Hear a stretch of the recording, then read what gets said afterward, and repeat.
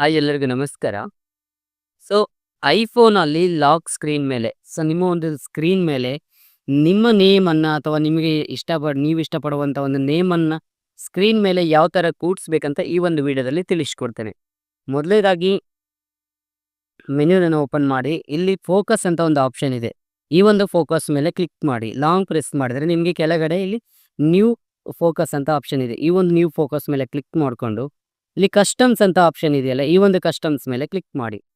So ಈ customs ಮೇಲೆ click ಮಾಡಿ ನೇಮ್ ಯುವರ್ ಫೋಕಸ್, ನಿಮಗೆ ಇಷ್ಟಪಡುವಂಥ ನೀವು ನಿಮ್ಮ ನೇಮ್ ಆದರೂ ಹಾಕ್ಕೋಬೋದು. ನೀವು ಯಾವ ನೇಮನ್ನು ಡಿಸ್ಪ್ಲೇ ಮೇಲೆ ಒಂದು ಲಾಕ್ ಸ್ಕ್ರೀನ್ ಮೇಲೆ ಕೂಡಿಸ್ಬೇಕು ಅಂದ್ಕೊಂಡಿದ್ದೀರಾ ಆ ಒಂದು ನೇಮನ್ನು ಇಲ್ಲಿ ಹಾಕಬೇಕು. ಸೊ ನಾನಿವಾಗ ನನ್ನ ಶಿವನ ಒಂದು ಪಂಚಾಕ್ಷರಿ ಮಂತ್ರವನ್ನು ನಾನು ಇಡ್ತೇನೆ.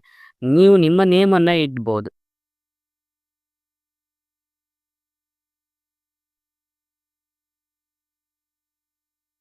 ನಾನೀಗ ಒಂದು ನೇಮನ್ನು ಹಾಕಿದ್ದೇನೆ. ಸೊ ಇಲ್ಲಿ ನಿಮಗೆ ಬೇಕಾದಂಥ ಕಲರನ್ನು ಸೆಲೆಕ್ಟ್ ಮಾಡ್ಕೋಬೋದು. ನಿಮಗೆ ಯಾವ ಕಲರ್ ಬೇಕು ಅದನ್ನು ಸೆಲೆಕ್ಟ್ ಮಾಡ್ಕೋಬೋದು. ಸೊ ನಾನೀಗ ನೆಕ್ಸ್ಟನ್ನು ಕೊಡ್ತೇನೆ.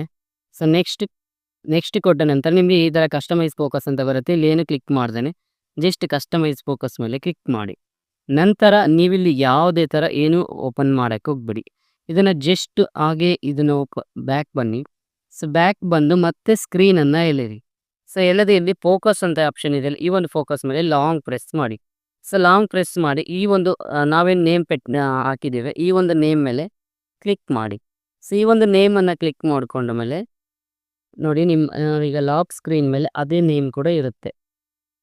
ಇಲ್ಲಿ ನೋಡಿ, ಈ ನೇಮು ನೀವು ಯಾವ ನೇಮನ್ನು ಇಟ್ಟಿರ್ತೀರಿ ಆ ನೇಮ್ ಕೂಡ ಬರುತ್ತೆ. ಈಗ ನನಗೆ ಇಲ್ಲಿ ನೇಮ್ ಬರಬೇಕಂದ್ರೆ ಅದನ್ನು ನಾನು ನೆಕ್ಸ್ಟ್ ವಿಡಿಯೋದಲ್ಲಿ ತಿಳಿಸ್ಕೊಡ್ತೇನೆ. ಈ ಒಂದು ಮಾಹಿತಿ ಇಷ್ಟ ಆಗಿದ್ದರೆ ದಯವಿಟ್ಟು ಶೇರ್ ಮಾಡಿ, ಲೈಕ್ ಮಾಡಿ, ಸಬ್ಸ್ಕ್ರೈಬ್ ಮಾಡಿ. Thank you.